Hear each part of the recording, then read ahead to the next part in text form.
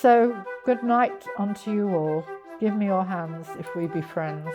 I mean, it's beautiful. It's Shakespeare. It's beautiful. Well, I'm Beverlie Manson, and this is Ziggy.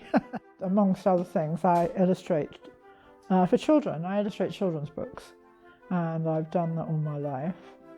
People used to call me the Queen of the Fairies, which is quite odd because if you knew me, I'm the least of, I don't really believe in fairies, but what I do really passionately believe in is the innocence that children have. I originally came from Manchester, went to art school when I was 16, which I was very lucky. Left home then and, had pretty much amazing time, like we all did in those days. I mean, when I was pregnant, I worked right up to when I was going to pop my baby out and babies, and then carried on working immediately afterwards, which was actually quite a good thing to do because it's really hard on mothers who've got to leave their babies and go into the office or whatever they're doing. So I was just able to be around, and the children got used to me being in my studio at the top of the house and would even knock before they came in after school. We were in Highgate, brought the children up in Highgate. Then they went to university, Emma went to Cambridge, and Daniel went to art school. And then I just thought I had no sort of preconception of where I was going to go. All I knew was that I spent most of my life working, so I should live where I work instead of work where I live. It just made more sense.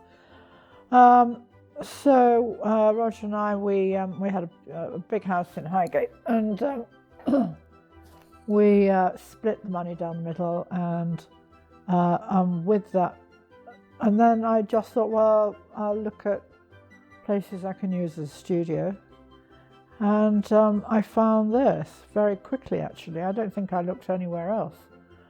And I remember coming in for the first time, which was '98, November '98 when I bought it, and of course, then it was really quite cheap because nobody wanted to live in Hoxton.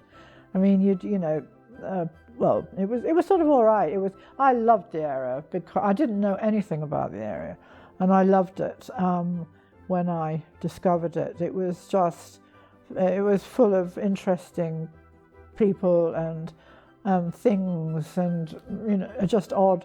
It was all crumbly, but sort of in the 80s, you'd only really come here to get murdered. I mean, what I liked about this place, I think it was 1750 square feet, and what I liked about this place was the excitement of.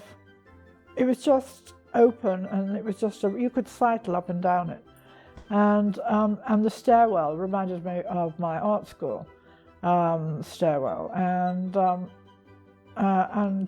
that felt sort of oddly familiar. So I bought it, and there was no water, electricity. I wasn't legally allowed to move in until there was one working light and a toilet and taps, one set of taps. I just felt, well, I'm really lucky to have this space, and I think I was the first person in here, and there are 60 units, so you can imagine what it was like, and I found it really exciting. It's just it's like you're living in an abandoned castle.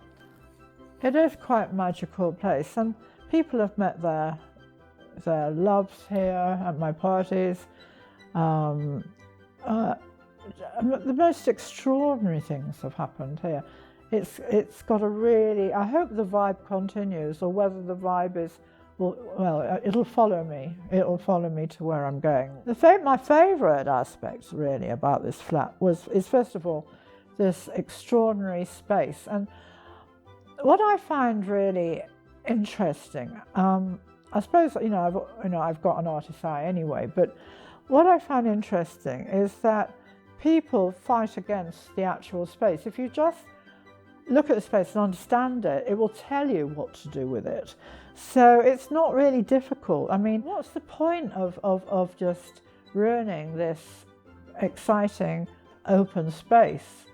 A lot of my life I worked in New York for Doubleday, and I'm used to New York lofts, so that was the only knowledge of lofts that I ever had. And this is very much like a New York loft. It's very eclectic. Before lockdown, I was in the street doing something or other, I don't know, because my husband, he's a musician, and then, well, during lockdown, he's got a house in Caversham, and his studio is in Reading. So we go there and back anyway. And so I was just, I think I was probably on my way, and I bumped into Russell, and he said, well, if you're ever selling, think of selling, he said, let me know. And then I just sort of forgot all about him. Well, no, I didn't forget about him, actually. I just didn't know how to get in touch with him. And then he got in touch with me on the WhatsApp site. A sort of cheeky, hello, did you forget about me? But I didn't specify to Russell about, I don't want loads of people in. But it was I think it was 2 months before, or nearly 2 months before Christmas and New Year, and absolutely the wrong time to be selling. So, but then in the new year, he just, I think this was the second person he bought, and cash buyer. I will be a cash buyer when the people who lived in the place I'm going to,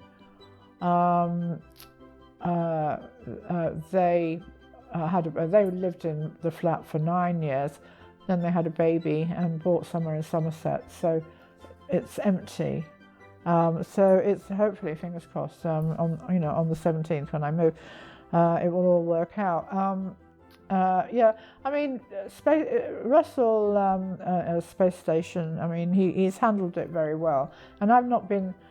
I sort of wag my finger a bit, because, for everybody, selling a house, selling your home is it's a very, it just makes you quite anxious, because then for quite a while I didn't feel rooted. I didn't feel rooted anywhere, and that's quite a strange feeling, really. The place, God, that dog has farted again. For you, I pegs on noses.